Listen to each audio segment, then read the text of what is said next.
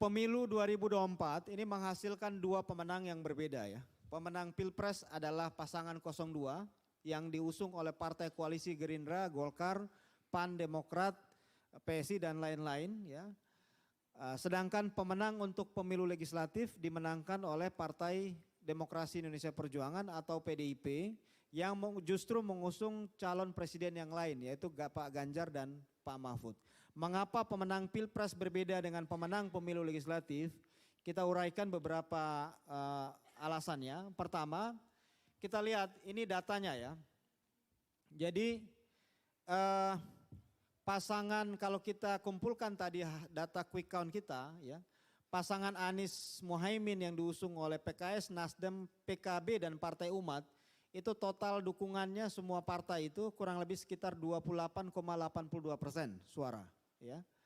Kemudian Prabowo Gibran yang diusung oleh Gerindra, Golkar, PAN, Demokrat, Gelora, Garuda, PSI dan PBB ini mampu memperoleh dukungan kurang lebih sekitar 46,84%. Jadi dukungan semua partai ini kalau kita total mencapai 46,84%. Sementara Ganjar Mahfud, PDIP, P3, Perindo dan Hanura kalau kita gabung suaranya mencapai 23,04%. Kalau kita lihat mengapa demikian ya terjadi pemenang Pilpres berbeda dengan pemenang pemilu legislatif. Alasan pertama yang kami temukan adalah apa yang disebut dalam perilaku pemilih sebagai split ticket voting ya.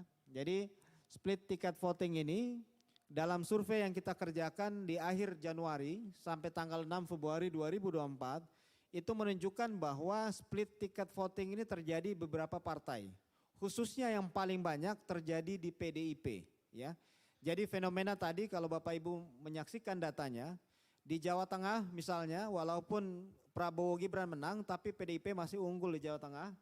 Begitupun Bali walaupun Prabowo Gibran dalam quick count kita menunjukkan dukungan terbesar di sana namun PDIP masih tetap unggul.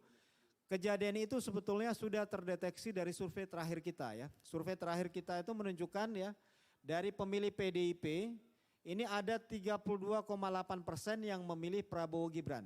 Ya, sementara 60,4% tetap memilih pasangan Ganjar Mahfud. Begitupun dengan PKB ya. Ya, PKB ada 30,5% memilih pasangan Prabowo Gibran sementara yang ke Anies 46%. Jadi terjadi fenomena yang disebut sebagai split ticket voting ya.